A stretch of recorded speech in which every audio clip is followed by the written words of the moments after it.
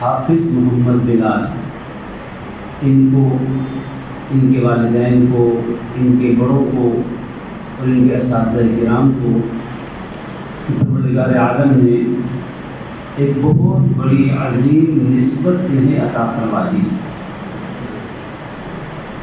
صرف بلال ہوتے تو تب بھی یہ بہت بڑی نسبت تھی، پھر محمد بلال ہو گئے اور اب حافظ محمد بلال ہو گئے، تو اس لیے پھر ہمیں محترم جناب حافظ محمد بلال کا کہنا پڑا کہ نسبت بڑی چیز ہے، اور شاید نسبت ہی سب سے بڑی چیز ہے۔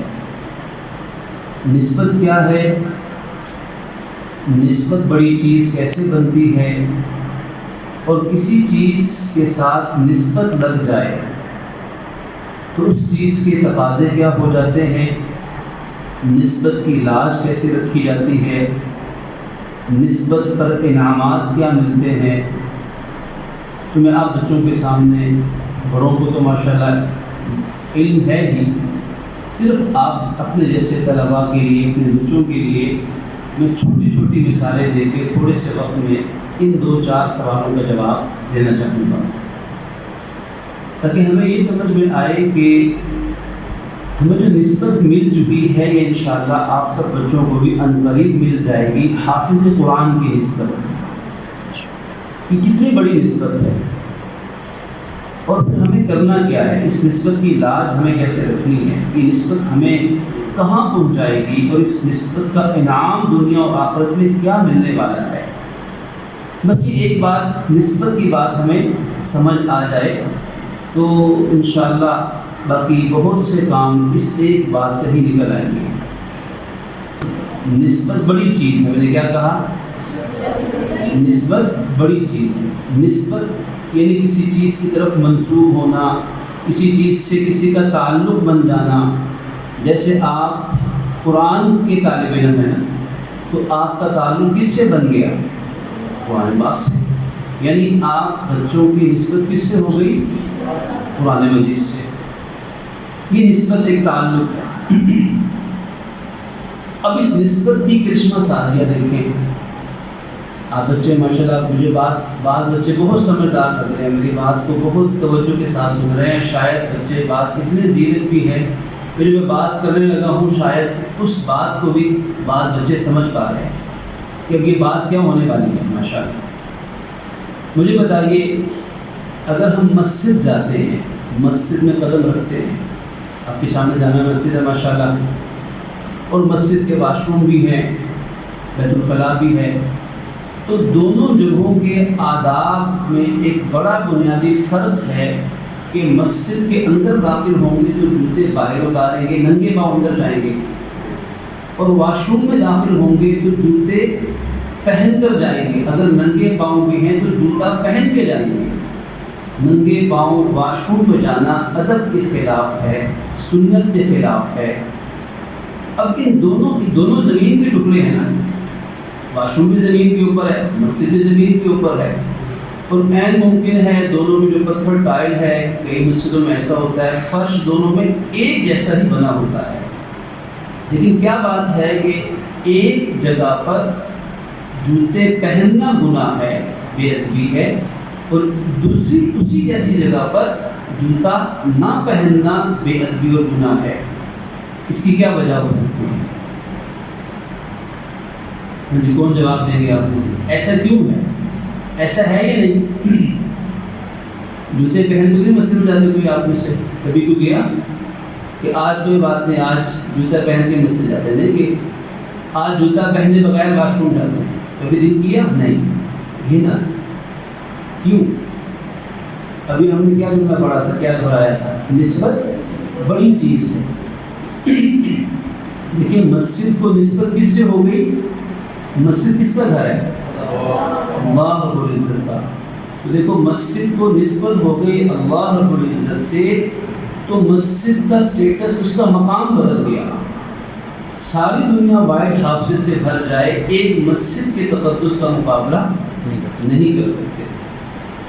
کہ وہ کون سی ایسی بلڈنگ یا عمارت ہے جس کو دیکھتے رہنا ثواب ہے.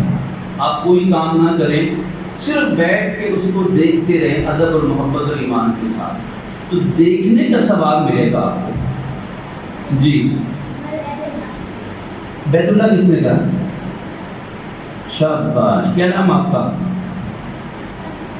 احمد. ماشاءاللہ سب کہیں جزاک اللہ. احمد نے جواب دیا اور بچوں نے بھی دیا ہوگا، لیکن میری سماعت احمد کی آواز سے ٹکرائی اور اس جواب پر میرے دل میں احمد کا احترام اور محبت پیدا ہوئی کہ یہ جواب دیا، اس جواب کی نسبت سے عزت بڑھ گئی. احمد نے جواب دیا کہ بیت اللہ. بیت اللہ کسے کہتے ہیں؟ خانہ کعبہ. خانہ کعبہ اللہ آپ کو لے کر جائے گا انشاءاللہ، بار بار لے کر جائے گا. آپ دیکھیں گے وہاں ایک بلڈنگ، ایک عمارت ہی جو ہے نا پتھروں کی بنی ہوئی چکور ایک عمارت ہے. اس خانہ کعبہ کو ہم کہتے ہیں بیت اللہ، اللہ کا گھر، نسبت اللہ کی طرف ہو گئی. اس کو صرف دیکھنا بھی ثواب ہے، دیکھنے پر بھی نعمتیں اور رحمتیں ہیں. دنیا میں بڑی بڑی بلڈنگ بنی ہوئی ہیں، آپ کے لاہور شہر میں بڑی بڑی طرز تعمیر کی شاہکار ہیں، لیکن دنیا کی کسی بڑی سے بڑی اعلیٰ ترین بلڈنگ کو دیکھنا ثواب نہیں ہے. خانہ کعبہ کو دیکھنا ثواب. اس کے سامنے مکہ ٹاور ہے، کلاک ٹاور ہے، 100 منزلہ بلڈنگ ہے. 100 بار بھی اس کو دیکھیں تو ایک نیکی بھی نہیں ملے گی. اسے ایک بار دیکھیں تو کم از کم 20 نیکیاں آپ کو مل جائیں گی. یہ کیا ہے؟ نسبت کا فرق ہے. تیسری مثال آپ دیکھیں کہ ایک صفحہ، یہ آپ نے کوئی چپس کھائے، اس کا ریپر وہ کاغذ کا بنا ہوا، پلاسٹک کا بنا ہوا اس کا ریپر تھا، اس کو آپ نے اٹھا کر کہاں پھینک دیا؟ کوئی چیز کھانے کے بعد ریپر کہاں پھینکتے ہیں؟ کہاں پھینکنا چاہیے؟ روڈ پر، راستے میں؟ کیوں جی؟ بیٹھ کے صوفے پہ، کمرے میں؟ ڈسٹ میں پھینکنا چاہیے. جزاک اللہ. دیکھو وہی ایک چیز، ایک میٹیریل ہے عام سا کاغذ کا، جس کو آپ نے استعمال کیا، ٹیشو پیپر کو استعمال کیا، ڈسٹ بن میں ڈال دیا. یہ آداب زندگی ہے اور آپ سیکھ رہے ہیں ماشاء اللہ ساتھ ساتھ. لیکن اسی کاغذ کا بنا ہوا ایک صفحہ ہے جس پہ آپ نے قرآن مجید کی کوئی آیت لکھی اور خدا نخواستہ ہوا سے اڑ کر وہ زمین پر گر گیا، تو آپ اسے زمین پر گرنے دیں گے؟ فوراً بھاگ کے جائیں گے، اسے اٹھائیں گے، چومیں گے، اپنی آنکھوں سے لگائیں گے اور استغفر اللہ کہیں گے کہ میرے ہاتھ سے قرآن پاک نیچے چھوٹ گیا. قرآن پاک کو پہلے وضو کر کے اٹھائیں گے، اس کی طرف پیٹھ نہیں کریں گے، اس سے سرہانہ نہیں لگائیں گے. ٹھیک ہے، یہ سارے آداب قرآن مجید کے اس صفحے کے ہیں جس پر اللہ تعالیٰ کی کا کلام لکھا ہوا ہے. ایک کاغذ کو آپ ڈسٹ بن میں پھینک رہے ہیں، ایک کاغذ کو آپ اپنے سے زیادہ اس سے محبت کر رہے ہیں، احترام دے رہے ہیں. کیوں؟ کیونکہ اس قرآن کی نسبت کس طرف ہو گئی؟ اللہ رب العزت کی طرف ہو گئی. تو دیکھو نسبت سے مقام کتنا اونچا ہو گیا. اس بچے کا نام بلال ہے، اور آپ جانتے ہیں کہ بلال کون تھے؟ حضرت سیدنا بلال ابن رباح، بلال حبشی رضی اللہ تعالیٰ عنہ. یہ کون تھے؟ ایک غلام تھے. اور جیسے ہمارے ہاں آج ہمارے معاشرے میں غلام نہیں ہے، الحمدللہ اسلام میں ہمارے دین نے غلامی کو آہستہ آہستہ بدتدریج دنیا سے ختم کیا. اب یہ حضرت بلال اسلام لانے سے پہلے جن کی کوئی قدر و منزلت نہیں تھی، اسلام قبول کیا، اللہ کے نبی پر ایمان لائے، حضور کی محفل میں بیٹھے، اسلام کے لیے قربانیاں دی، زندگی بھر دنیا سے چلے گئے. ان کی قبر جس جگہ ہے وہاں آس پاس دنیا کے بڑے بڑے بادشاہوں کی بھی قبریں ہیں. یہ کیا تھا کہ ایک بلال کے قدموں میں آج بادشاہ لیٹ کر فخر محسوس کر رہے ہیں. حضرت ابوبکر صدیق جیسی ہستی کو کہتے ہیں یا سیدی. بلال کو کیا کہتے ہیں؟ اے میرے آقا، اے میرے سردار.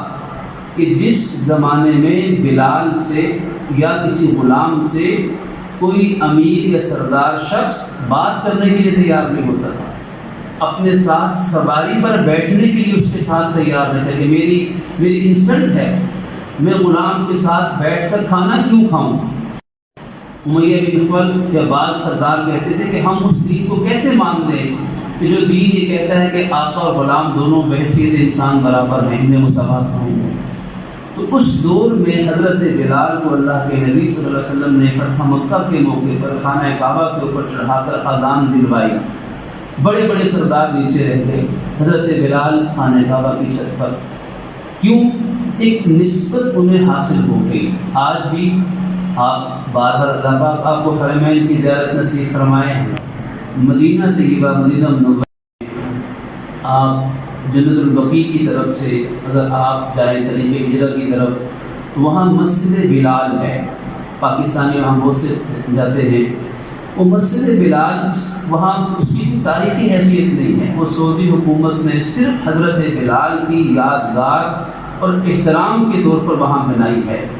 اسی مسجد بلال کے پاس تھوڑا سا اگر ہم آگے ہٹیں حرم کی طرف تو وہاں مسجد ابوبکر صدیق، مسجد علی، مسجد عمر، یعنی اسلام کی عظیم ترین شخصیات کے نام پر بھی مسجد ہے، اور انہی حضرت بلال کے نام سے بھی مسجد ہے۔ کیوں؟ کیونکہ ایک نسبت ان کو حاصل ہو گئی۔ نسبت کیا تھی؟ اسلام کی، قرآن کی، دین کی خدمت کی نسبت تھی، قربانیوں کی نسبت تھی۔ اللہ نے اس نسبت کی وجہ سے حضرت بلال حبشی رضی اللہ عنہ کو اتنا عظیم مقام عطا فرمایا۔ تو آپ نے دیکھا کہ نسبت سے کیا ہوتا ہے کہ ایک صفا، ایک پتھر، ایک کپڑا، غلاف کعبہ، غلاف کعبہ جو خانہ کعبہ کے ساتھ لگا ہوتا ہے، ابھی کچھ دن پہلے اسے تبدیل کیا گیا، آپ نے دیکھا ہوگا وہ منظر، تو غلاف کعبہ جو خانہ کعبہ سے لگ کر آتا ہے، دنیا کے مختلف کونوں میں سے تقسیم بھی کیا جاتا ہے، جس کو مل جائے وہ چومتا ہے، اپنی آنکھوں پہ لگاتا ہے، اپنے گھر میں۔ الحمدللہ میرے پاس بھی غلاف کعبہ بڑے عرصے سے اللہ نے ایک جگہ سے عطا فرمایا، محفوظ ہے، میں جب بھی اسے دیکھتا ہوں تو ایمان تازہ ہوتا ہے۔ کیوں؟ کہ وہ بیت اللہ کا غلاف ہے۔ ہزاروں کپڑے دنیا میں ہوں گے بڑے مہنگے، بڑی اچھی کوالٹی کے، لیکن انہیں دیکھ کر کوئی ایمان نہیں بنتا، کوئی روحانی تسکین نہیں ملتی۔ ہاں غلاف کعبہ کو ہاتھ لگ گیا، اس کو چوم لیا، چومنا سننا تو نہیں اسے، لیکن وہ انسان فرد جذبات میں آ کے کر بیٹھتا ہے۔ لیکن غلاف کعبہ کو دیکھ کر، سوچ کر کہ یہ اتنا عرصہ پورا سال خانہ کعبہ کے ساتھ جڑا رہا ہے، اس کے ساتھ جڑنے کی نسبت تھی، اس کپڑے کی عقیدت بھی مسلمان کے دل میں پیدا ہوتی۔ تو بیٹا یہ اصل چیز نسبت ہے، اور اس نسبت کو سنبھالنا اصل چیز ہے۔ جب آپ کسی کی نسبت کو دیکھتے تو جتنی اونچی نسبت ہوگی اتنا آپ کو اس کا خیال رکھنا ہوگا۔ ایک آدمی 100 منزلہ بلڈنگ کے اوپر کھڑا ہے، ایک آدمی فرش پہ کھڑا ہے، دونوں میں سے زیادہ احتیاط کسے کرنی پڑے گی؟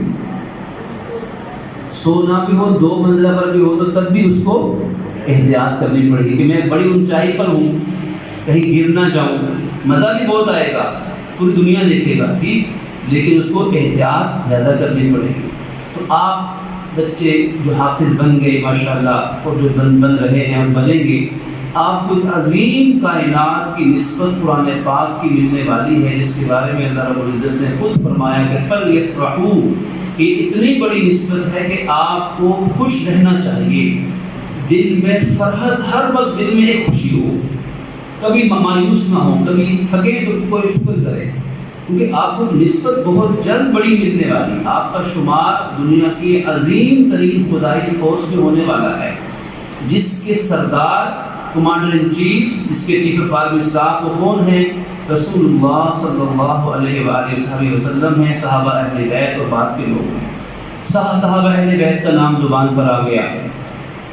یہ محرم الحرام کا مہینہ ہے، ٹھیک، اس محرم الحرام کے مہینے میں ہر اہل سنت مسلمان کا یہ عقیدہ ہے کہ صحابہ اہل بیت کا ذکر کرنا چاہیے، ہر محفل میں کرنا چاہیے، محبت سے کرنا چاہیے اور دل و جان سے کرنا چاہیے، یہ ہم پر فرض ہے۔ آج ہم یہ ذکر کم کر رہے ہیں، اس لیے وہ لوگ ذکر کر رہے ہیں جن کو ان کے تذکرے کا علم ہی نہیں، یہ ہماری ذمہ داری تھی۔ اب صحابہ اہل بیت صرف اسی نسبت کے حوالے سے بات کروں گا کہ صحابہ اہل بیت رضی اللہ عنہم اجمعین کا کتنا مقام و مرتبہ ہے کہ اللہ کے نبی صلی اللہ علیہ وسلم نے صحابہ کرام کے بارے میں فرمایا، اللہ اللہ فی اصحابی، میرے صحابہ کرام کے بارے میں اللہ سے ڈرتے رہنا، جو ان سے محبت کرتا ہے وہ مجھ سے محبت کرتا ہے، اور اسی طرح فرمایا مجھ سے بغض رکھتا ہے وہ مجھ سے بغض رکھتا ہے۔ اہل بیت کے بارے میں بھی ایسے بہت سے آپ کے فرامین ہیں کہ صحابہ اہل بیت سے محبت کرنا حضور سے محبت کرنا ہے، اور حضور سے محبت کرنا اللہ رب العزت سے محبت کرنا ہے، اور ان بڑوں سے محبت نہ کرنا، ان کا احترام نہ کرنا، دل میں بغض رکھنا، یہ حضور سے بغض رکھنا ہے، اور حضور سے بغض رکھنا معاذ اللہ یہ اللہ تعالیٰ کے ساتھ بغض رکھنا ہے، اور جو اللہ تعالیٰ کو اذیت دے یا بغض رکھے تو اس کا انجام پھر کیسا ہوگا؟ برا انجام ہوگا۔ تو ان بڑوں کو نسبت مل گئی اسلام کی وجہ سے، تو آپ بچوں کو جو نسبت حفظ کی قرآن کی ملے، ایک تو ہمیں ہر لمحہ اس نسبت پر اللہ کا شکر ادا کرنا چاہیے، اور پھر اس نسبت کا خیال رکھنا چاہیے۔ خیال کیسے ہوگا؟ اساتذہ کرام آپ کو بہت اچھے سے تربیت دیتے ہیں، تعلیم عطا فرماتے ہیں۔ قرآن مجید کو خوب پڑھنا چاہیے۔ حفظ کرنے کا مطلب یہ نہیں ہے کہ قرآن مجید کو پڑھنا چھوڑ دیا جائے یا کم کر دیا جائے، بلکہ حفظ کا مطلب ہے پہلے سے زیادہ انشاءاللہ قرآن مجید کی تلاوت کریں، پھر قرآن مجید کے معنی مطلب کو، اس کے ترجمے کو، مفہوم کو سمجھنے کی کوشش کریں، پھر اس پر عمل کی کوشش کریں۔ ایک لسٹ بنائیں اپنے پاس۔ مجھے یاد ہے زمانے طالب علمی میں ہمارے کسی استاد نے، اللہ علیہ جزائے خیر، مجھے اتنا چھوٹا تھا کہ مجھے یاد نہیں کہ وہ استاد صاحب کون سے تھے، لیکن ان کی بات آج تک یاد ہے۔ وہ فرماتے تھے کہ جو کتاب پڑھو اس کے جس میں عمل ہو سکے، اس کتاب کی اچھی باتیں وہ اپنے پاس لکھ لو جس پر اللہ تمہیں عمل کی توفیق دے رہا ہے، اور جن پہ عمل کی توفیق نہیں ملتی وہ بھی لکھ لو اپنے پاس۔